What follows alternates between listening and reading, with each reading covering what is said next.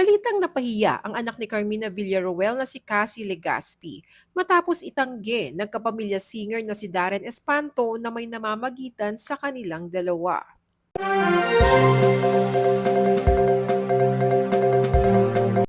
Sa unang pagkakataon, tinuldukan na ng kapamilya singer at It's Showtime host na si Darren Espanto ang matagal ng haka-haka tungkol sa tunay na estado ng relasyon nila ng kapuso actress na si Cassie Legaspi. Muling pinag-usapan ang relationship status ni Darren nang usisain ito ni Vice Ganda sa unang araw ng It's Showtime sa Kapuso Channel noong April 6. Biglaan kasing ipinares ng madlang people si Darren sa abot kamay na pangarap actress na si Jillian Ward, na isa sa mga guest Kapuso star ng araw na yon.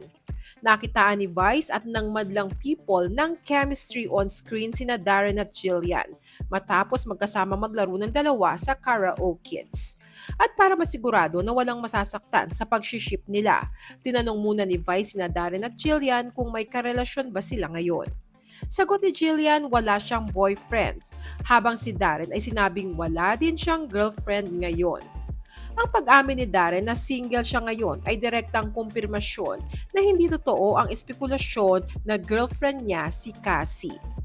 Matatanda ang matagal nang naliling sa isa't isa sina Darren at Cassie dahil lagi silang namamataan na magkasama sa iba't ibang pagkakataon. Madalas din silang mag-post ng photos together at magpalitan ng sweet messages online.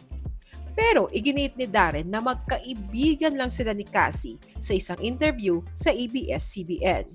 Ayon pa kay Darren, nakukulitan na siya sa mga taong laging pinipilit na may relasyon sila ni Cassie.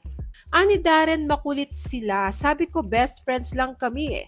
Best friends lang talaga. It's something a lot of people won't get.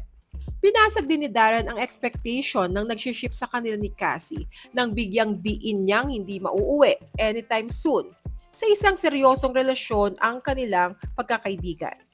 Samantala, iniintriga naman ngayon ng netizens na patama para kay Darren ang Instagram post ni Cassie.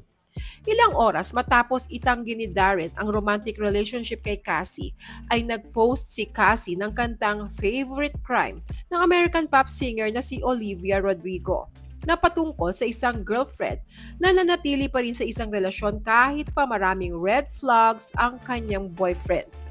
Ayon sa netizens, mukhang nasaktan si Cassie sa pagde-deny ni Darren na may something sa kanila. Dawit din sa issue ang nanay ni Cassie na si Carmina Villaruel.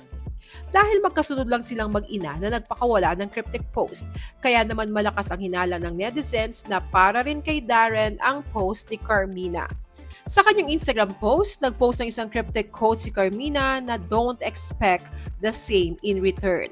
Matatanda ang naging usap-usapan noon si Carmina dahil sa pangingialam niya sa relasyon ng kanyang mga anak. Matapos niyang patutsadahan din noon ang aktres na si Kailin Alcantara na rumored girlfriend naman ng kambal ni Cassie na si Mavi. Sa isang panayam kay OJ Diaz, nanindigan si Carmina na makikialam siya sa buhay ng kanyang mga anak lalo na kapag may nananakit sa mga ito. Samantala, sa latest episode ng It's Showtime ngayong araw ng Miyerkules, April 10, ay naging sentro ng biruan sina Darren at guest nila na si Kailin Alcantara na ex-girlfriend naman ni Mavi Legaspi na kambal ni Cassie.